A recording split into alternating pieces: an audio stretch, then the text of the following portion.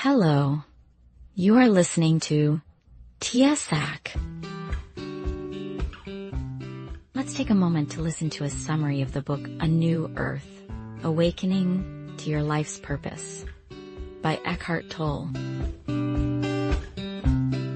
We'll begin with the introduction, Overcoming the Ego for a New Earth. Despite advancements in society, something seems fundamentally wrong with humanity.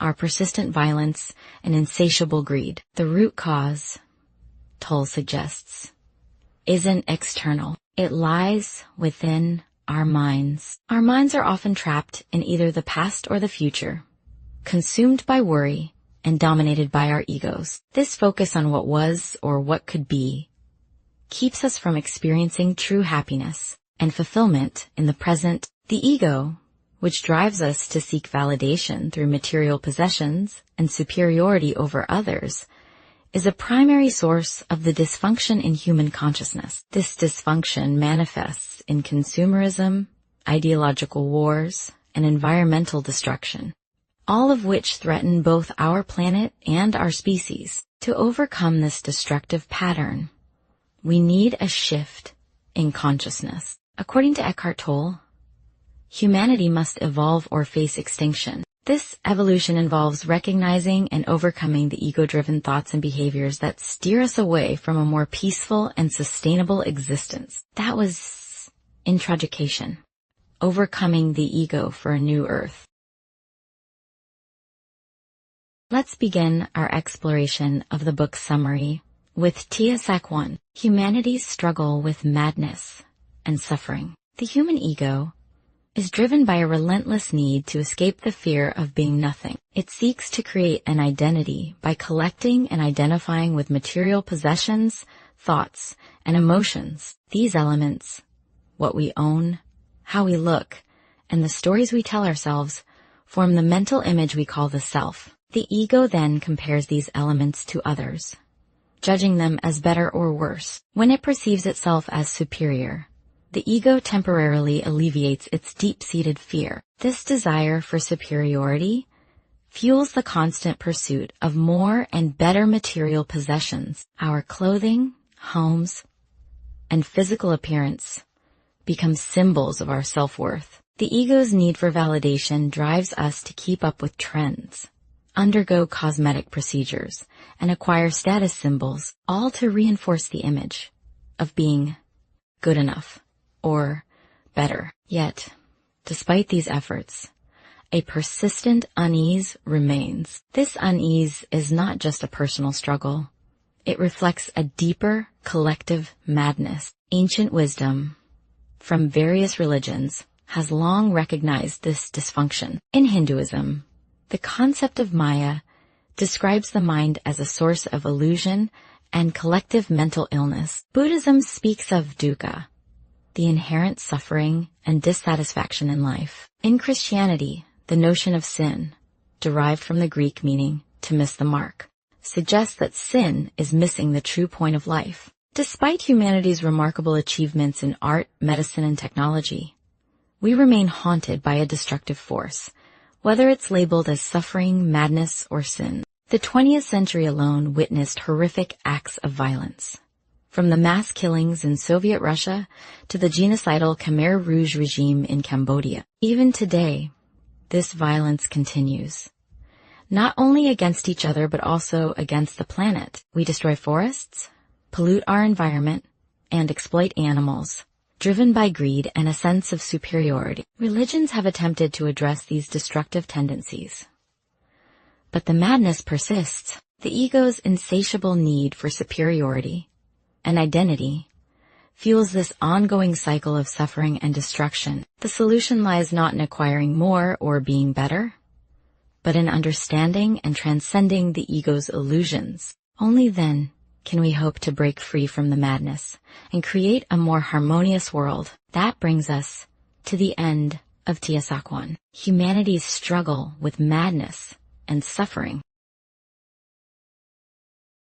Tia Sách 2, From Ideologies to Destruction. Tolle argues that our thought patterns, the roles we play, and the ideologies we believe in shape how we interact with the world. However, these thought elements often lead to human dysfunction. When we adhere to societal roles, such as parent, employee, or citizen, we often act based on what we think the role demands, not on our true feelings. This can make relationships inauthentic. For instance, a parent might act superior because they see themselves as the knowledgeable adult, missing the emotional connection their child needs. When relationships are defined by roles rather than genuine feelings, they can become harmful, like the dynamic between an abusive boss and a submissive employee. Throughout history, people have sought to improve society through ideologies like collectivism. Despite noble intentions, these efforts failed because its leaders lacked the consciousness to change themselves. Even the teachings of ancient spiritual leaders, like Buddha, Jesus, or Lao Tzu, have been misunderstood or distorted over time. Messages of kindness and unity have often been twisted into religions of hate and division, contributing to the very madness they aim to cure. The brutality of events like the Crusades and the Spanish Inquisition, carried out in the name of Christianity, starkly contrasts with the original teachings of empathy and kindness. The desperate search for a way to overcome our destructive habits is evident in how we live today. Ironically, the progress we've made in science and technology has only amplified the problems created by the ego-driven mind. Slavery, torture, and violence have always been part of human history. But the 20th century's escalation of brutality has brought us to a breaking point. Our survival now depends on a fundamental shift in how we live and think. A choice that can be summed up simply as evolve or die. End of Tia Sách. 2. From ideologies to destruction.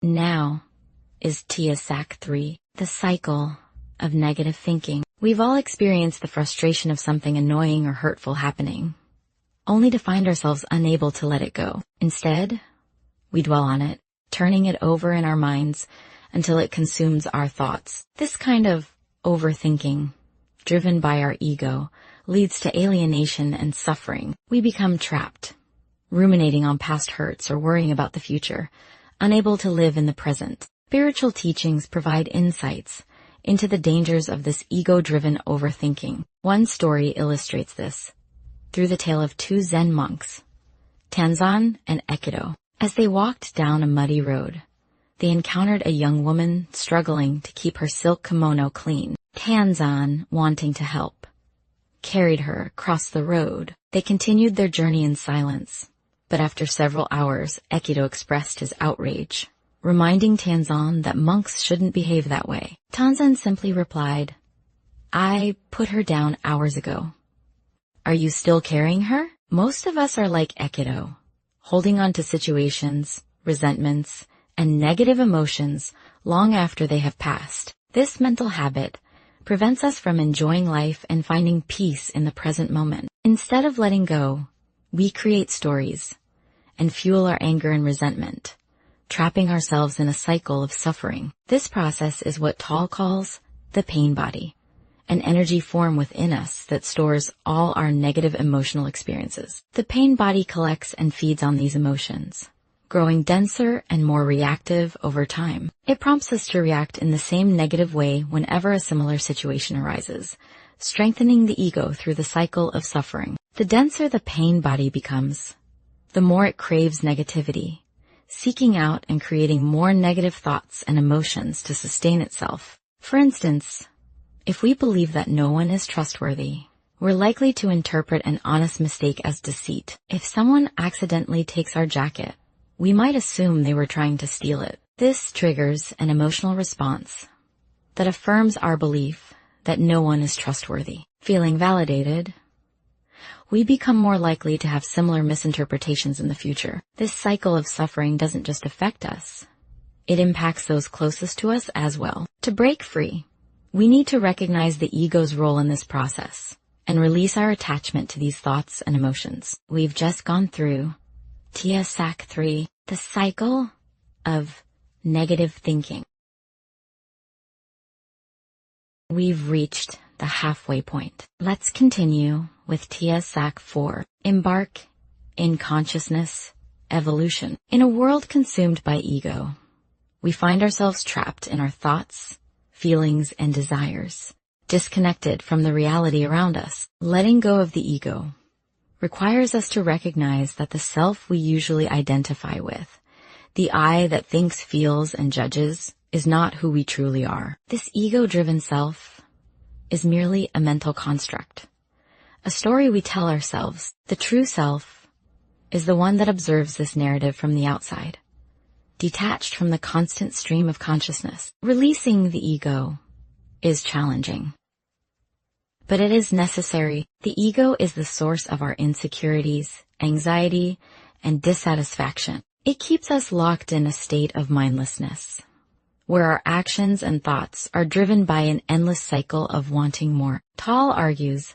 that the key to escaping this dysfunction is to evolve our consciousness. This evolution involves becoming fully present in each moment, a state he calls being or presence, but which we might also refer to as mindfulness. In this state, we connect with our inner self, the pure conscious energy that exists within all things. This energy is the same force that governs the universe, directing planets, guiding life, and allowing consciousness to experience itself. By aligning with this inner self, we can live in a state of mindfulness, free from the ego's control. In this state, we no longer form attachments to material things, thoughts, or emotions. We stop judging experiences as good or bad, and we no longer resist what simply is. This non-attachment, non-judgment, and non-resistance lead to a life of peace, free from the stress, greed, and negativity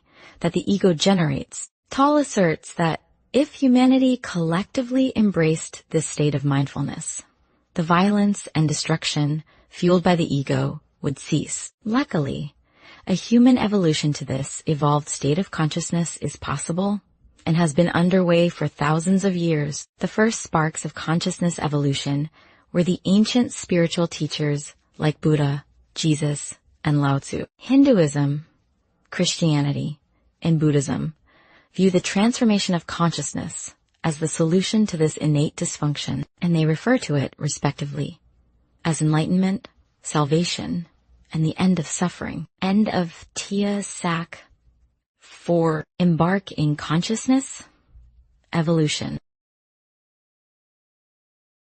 Tia Sách 5, Aligning Inner and Outer Goals. Finding true contentment in life requires more than just achieving external success. Whether you're struggling financially or have wealth, real fulfillment comes from discovering your true life purpose. This inner purpose is universal. It is the awakening to a state of presence, where we are aware and conscious without being dominated by thoughts and ego. Understanding this inner purpose is crucial because outer purposes, such as building a career, making money, or even raising a family, are temporary and subject to change. When we base our identity on these external pursuits, we set ourselves up for disappointment. For example, if you believe your purpose is to raise children, what happens when they grow up and no longer need you? Or if your purpose is to be the best at something, it relies on others being worse than you,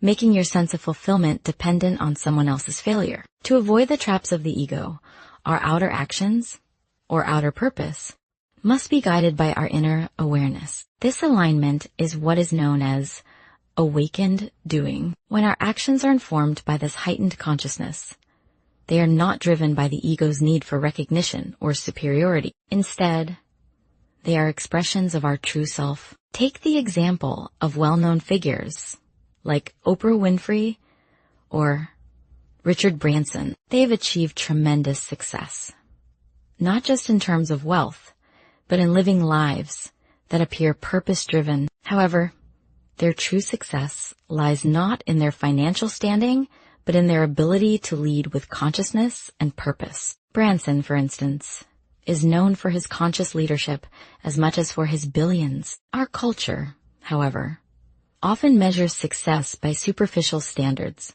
wealth, power, fame. But these achievements are empty if not grounded in a deeper awareness. The media's obsession with these markers of success will only shift when individuals begin to operate from a new consciousness, one that recognizes the inherent oneness in all. To find true purpose, we must look beyond the ego's desires. Whether we're working as activists, parents, or professionals, it's not the goals themselves that matter, but the consciousness from which they arise. If driven by ego, even the most noble outer purpose can become a pursuit of accolades or superiority. True purpose, however, emerges when our outer actions flow naturally from our inner awareness, leading to a life of genuine fulfillment and lasting contentment. This is end of Tia Sách 5, Aligning Inner and Outer Goals. Let's move on to the final track. Tia Sách 6, Finding Peace in the Present Moment. Life often presents us with tasks that are neither joyful nor exciting. Yet, true peace and contentment come from how we approach these moments. The key is to engage in everything with a mindset of acceptance, enjoyment, or enthusiasm. Even when joy or enthusiasm feels out of reach, simply accept what you're doing, whether it's a mundane chore or a challenging task. This acceptance can bring you into the present moment, free from negative thoughts and emotions. Because when you accept the moment, there is no room for resistance, only mindfulness and peace. Happiness, often sought after as a goal, is not something you can chase or find through external achievements. The very act of seeking happiness is rooted in the ego, which confuses true contentment with external markers like a new job, a relationship, or material possessions. This pursuit can lead to disappointment and frustration, as happiness doesn't come from outside. It's part of your intrinsic state. True joy arises naturally when you focus on the present moment, allowing the joy of simply being to flow through you. This joy isn't something you have to work for or achieve. It's always there, waiting to be experienced when you let go of the need to seek and simply live. When you reach a state of mindfulness and acceptance, your actions are motivated by genuine enjoyment rather than a desire for something more. This shift brings a sense of peace and enlightenment, allowing you to approach life's tasks with a lighter heart and clearer mind. However, it's important to maintain humility as you experience this shift, even when your sense of peace and enthusiasm positively affects others. Staying grounded prevents the ego from taking over and turning achievements into something to boast about. We've just completed Tia Sách 6, Finding Peace in the Present Moment. We've walked through all 6 Tia Sách.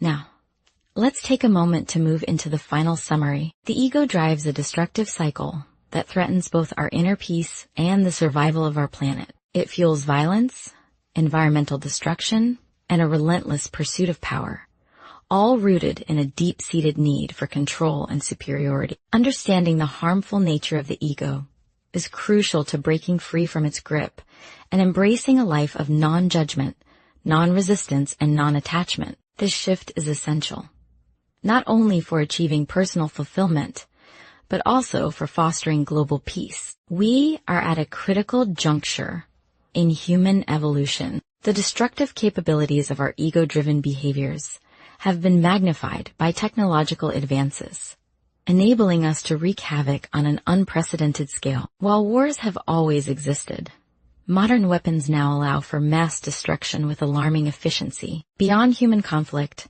our technological progress has also led to the decimation of forests, the extinction of countless species, and the widespread poisoning of our environment. Factory farms, polluted oceans, and poisoned air are all symptoms of this unsustainable trajectory. If humanity does not evolve beyond this mindless, ego-driven state, we risk not only our own extinction, but also the complete destruction of our planet. The urgency of this moment cannot be overstated. Mass change is no longer optional. It is necessary for our survival. Thank you for listening. The Summary Book. A New Earth, Awakening to Your Life's Purpose. by Eckhart Tolle. Goodbye, and see you next time.